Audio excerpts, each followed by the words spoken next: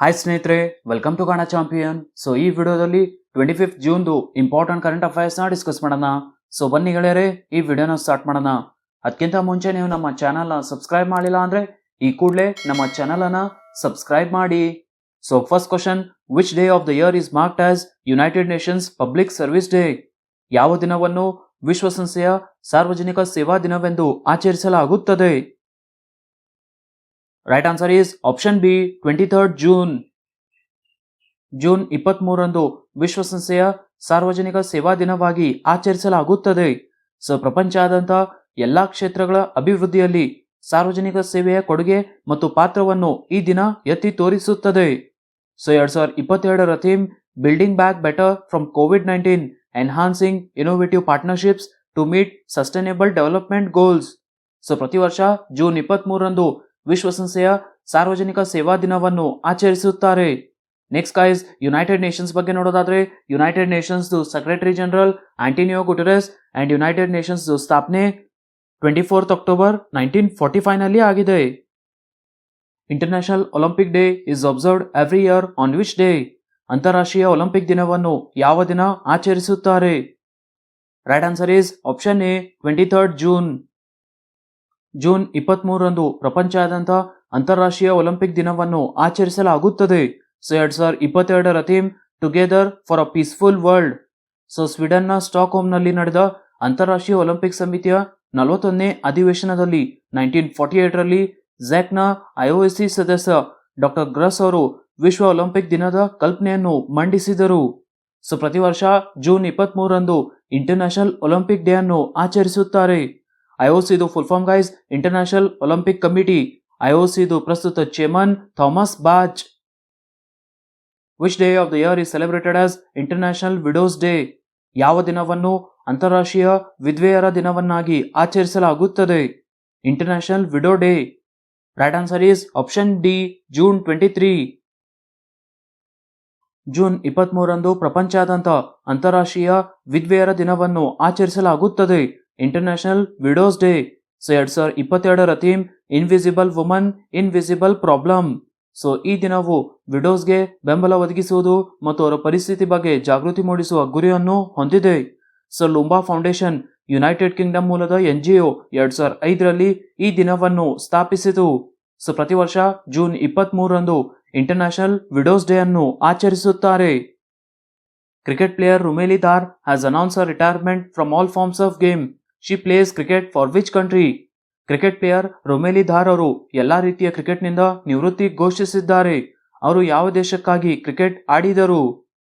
Right answer is option B, India.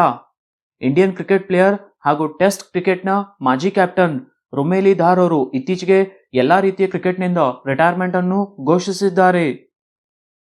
Veteran R Ravindran who passed away was associated with which field? ಇತ್ತೀಚೆಗೆ ನಿಧನರಾದ R Ravindran ಅವರು ಯಾವ ಕ್ಷೇತ್ರದೊಂದಿಗೆ ಸಂಬಂಧ ಹೊಂದಿದ್ದರು? Right answer is option D, photo journalism. ದೇಶದ ಪ್ರಸಿದ್ಧ ಫೋಟೋ ಜರ್ನಲಿಸ್ಟ್ ಆರ್ ರವೀಂದ್ರನ್ ಅವರು ಇತ್ತೀಚೆಗೆ ನಿಧನರಾದರು. Who took charge as the director of national institute of public finance and policy? National institute of public finance and ಪಾಲಿಸಿಯ ನಿರ್ದೇಶಕರಾಗಿ ಯಾರು ಅಧಿಕಾರ ವಹಿಸಿಕೊಂಡರು? Right answer is option C, R Kavita Rao. Economist R Kavita Rao ಅವರು 5 ವರ್ಷಗಳ ಕಾಲ ರಾಷ್ಟ್ರೀಯ ಸಾರ್ವಜನಿಕ ಹಣಕಾಸು ಮತ್ತು ನೀತಿ ಸಂಸ್ಥೆಯ ನಿರ್ದೇಶಕರಾಗಿ ಅಧಿಕಾರ ವಹಿಸಿಕೊಂಡಿದ್ದಾರೆ. NIPFPದು full form guys national institute of public finance and policy research institute. So NIPFP ಸಾರ್ವಜನಿಕ ಅರ್ಥಶಾಸ್ತ್ರ ಮತ್ತು ನೀತಿಗಳಲ್ಲಿ ಸಂಶೋಧನೆಗಾಗಿ ಕೇಂದ್ರವಾಗಿದೆ. NIPFPದು ಸ್ಥಾಪನೆ 4th ಮೇ 1976 ನಲ್ಲಿ ಆಗಿದೆ. ಹೆಡ್ ಕ್ವಾರ್ಟರ್ಸ್ ನವದೆಹಲಿಯಲ್ಲಿದೆ. So economist R Kavita Rao ಅವರು ರಾಷ್ಟ್ರೀಯ ಸಾರ್ವಜನಿಕ ಹಣಕಾಸು ಮತ್ತು ನೀತಿ ಸಂಸ್ಥೆಯ ನಿರ್ದೇಶಕರಾಗಿ ನೇಮಕಗೊಂಡಿದ್ದಾರೆ. What is the rank of India in Ookla speed test global index? Ookla speed test global index ನಲ್ಲಿ ಭಾರತದ ರ್ಯಾಂಕ್ ಎಷ್ಟು? Right answer is option A, 115. Ookla speed test global index 2022ರಲ್ಲಿ ಭಾರತವು 115ನೇ ಸ್ಥಾನದಲ್ಲಿದೆ, 115. ಸೊ ಈ ಪಟ್ಟಿಯಲ್ಲಿ ನಾರ್ವೆ ಮತ್ತು ಸಿಂಗಾಪುರ್ ಅಗ್ರಸ್ಥಾನದಲ್ಲಿವೆ. ಸೊ ನೆಕ್ಸ್ಟ್, ಓಕ್ಲಾ ಬಿಡುಗಡೆ ಮಾಡಿದ ಸ್ಪೀಡ್ ಟೆಸ್ಟ್ ಗ್ಲೋಬಲ್ ಇಂಡೆಕ್ಸ್ ನಲ್ಲಿ ಮೇ ತಿಂಗಳಲ್ಲಿ ಭಾರತವು 14.28 Mbps ಸರಾಸರಿ ಮೊಬೈಲ್ ಡೌನ್ಲೋಡ್ ಸ್ಪೀಡ್ ಅನ್ನು ದಾಖಲಿಸಿದೆ. Mbps full form guys megabytes per second. Next, ಜಾಗತಿಕ ಮೊಬೈಲ್ ವೇಗ 129 Mbps ಸರಾಸರಿ ಡೌನ್ಲೋಡ್ ವೇಗ ಮತ್ತು ಸ್ಥಿರ ಬ್ರಾಡ್ಬ್ಯಾಂಡ್ ವೇಗ 210 Mbps ಗಾಗಿ ನಾರ್ವೆ ಮತ್ತು ಸಿಂಗಾಪುರ್ ಈ ಪಟ್ಟಿಯಲ್ಲಿ ಅಗ್ರಸ್ಥಾನದಲ್ಲಿವೆ. 2022ರ ಓಕ್ಲಾ ಸ್ಪೀಡ್ ಟೆಸ್ಟ್ ನಲ್ಲಿ ಭಾರತದ rank 115. According to Gold Refining and Recycling Report, India emerged as the fourth largest gold recycler in the world by recycling dash tons in 2021. Gold refining ಮತ್ತು ಮರುಬಳಕೆ ವರದಿಯ ಪ್ರಕಾರ ಭಾರತವು 2021ರಲ್ಲಿ ಡ್ಯಾಶ್ ಟನ್ಗಳನ್ನು ಮರುಬಳಕೆ ಮಾಡುವ ಮೂಲಕ ವಿಶ್ವದ 4ನೇ ಅತಿದೊಡ್ಡ ಚಿನ್ನದ ಮರುಬಳಕೆದಾರನಾಗಿದೆ. Right answer is option D 75 tons. World gold council ವರದಿಯ ಪ್ರಕಾರ ಭಾರತವು ವಿಶ್ವದ 4ನೇ ಅತಿದೊಡ್ಡ ಮರುಬಳಕೆದಾರನಾಗಿದೆ ಮತ್ತು 2021ರಲ್ಲಿ ಭಾರತ ದೇಶವು 75 ಟನ್ಗಳನ್ನು ಮರುಬಳಕೆ ಮಾಡಿದೆ. ನೆಕ್ಸ್ಟ್, 168 ಟನ್ ಮರುಬಳಕೆ ಮಾಡುವ ಮೂಲಕ ಚೀನಾ ಜಾಗತಿಕ ಚಿನ್ನದ ಮರುಬಳಕೆಯ ವರದಿಯಲ್ಲಿ ಅಗ್ರಸ್ಥಾನದಲ್ಲಿದೆ. ಅಂಡ್ ನೆಕ್ಸ್ಟ್ 80 ಟನ್ಗಳೊಂದಿಗೆ ಇಟ್ಲಿ ಈ ಪಟ್ಟಿಯಲ್ಲಿ 2ನೇ ಸ್ಥಾನದಲ್ಲಿದೆ. ಅಂಡ್ ಥರ್ಡ್ 78 ಟನ್ಗಳೊಂದಿಗೆ USA ಈ ಪಟ್ಟಿಯಲ್ಲಿ 3ನೇ ಸ್ಥಾನದಲ್ಲಿದೆ. ಸೊ ಭಾರತ ದೇಶವು ಗೋಲ್ಡ್ ರೀಸೈಕ್ಲಿಂಗ್ ರಿಪೋರ್ಟ್ನಲ್ಲಿ 4ನೇ ಸ್ಥಾನದಲ್ಲಿದೆ. Who has flagged off first Bharat Gaurav tourist train? ಮೊದಲ ಭಾರತ್ ಗೌರವ್ ಪ್ರವಾಸಿ ರೈಲಿಗೆ ಯಾರು ಚಾಲನೆ ನೀಡಿದರು? Right answer is option D both A and B, Ashwini Vaishnaw and G Kishan Reddy. Bharat ಮತ್ತು ನೇಪಾಳದ ರಾಮಾಯಣ್ ಸರ್ಕಿಟ್ಗೆ ಸಂಬಂಧಿಸಿದ ಸ್ಥಳಗಳನ್ನು ಸಂಪರ್ಕಿಸುವ ಮೊದಲ ಭಾರತ್ ಗೌರವ್ ಪ್ರವಾಸಿ ರೈಲನ್ನು ನವದೆಹಲಿಯ ಸಫ್ದರ್ಜಂಗ್ ರೈಲು ನಿಲ್ದಾಣದಿಂದ ಚಾಲನೆ ನೀಡಲಾಯಿತು. ಸೊ ಕೇಂದ್ರ ರೈಲ್ವೆ ಮಿನಿಸ್ಟರ್ ಅಶ್ವಿನಿ ವೈಷ್ಣವ್ ಹಾಗೂ tourism minister G Kishan Reddy ಅವರು ಈ ರೈಲಿಗೆ ಚಾಲನೆ ನೀಡಿದರು. ಸೊ IRCTC 18 ದಿನದ ಶ್ರೀ ರಾಮಾಯಣ್ ಯಾತ್ರೆ ವಿಶೇಷ ಪ್ರವಾಸಿ ರೈಲು ಭಗವಾನ್ ರಾಮನ ಜೀವನಕ್ಕೆ ಸಂಬಂಧಿಸಿದ ಪವಿತ್ರ ಸ್ಥಳಗಳಿಗೆ ಯಾತ್ರಾರ್ಥಿಗಳಿಗಾಗಿ ಪ್ರಾರಂಭಿಸಲಾಗಿದೆ.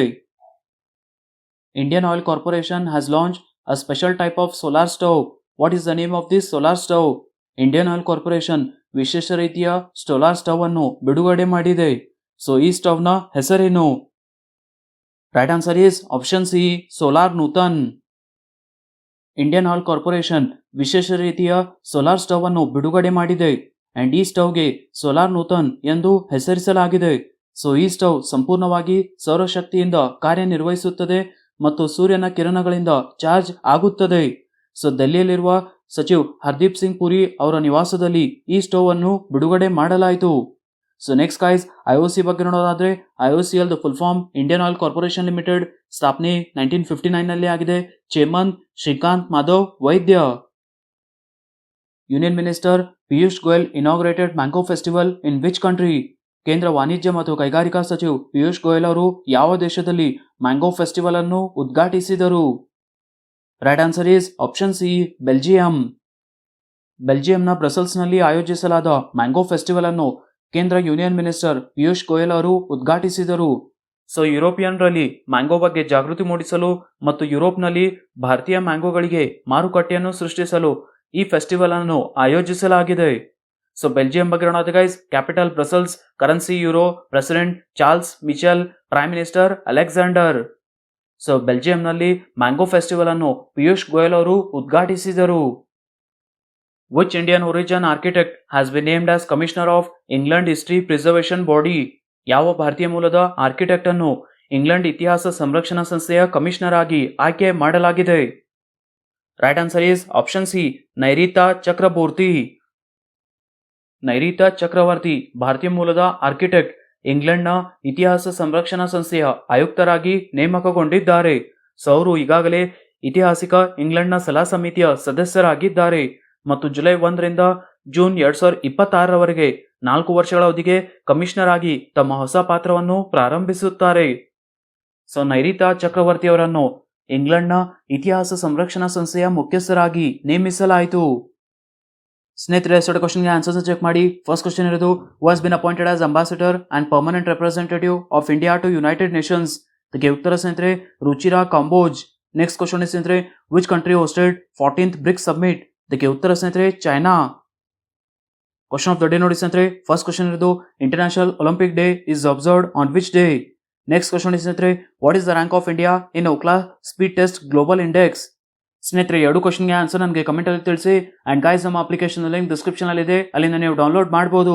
ಸೊ ಈ ವಿಡಿಯೋ ಇಷ್ಟ ಆದರೆ ಈ ವಿಡಿಯೋನ ಲೈಕ್ ಮಾಡಿ, ನಿಮ್ಮ ಫ್ರೆಂಡ್ಸ್ ಜೊತೆ ಶೇರ್ ಮಾಡಿ, ಹಾಗೆ ನಮ್ಮ ಚಾನಲ್ನ ಸಬ್ಸ್ಕ್ರೈಬ್ ಮಾಡಿ. ಸಿಗೋಣ ಮುಂದಿನ ವಿಡಿಯೋದಲ್ಲಿ.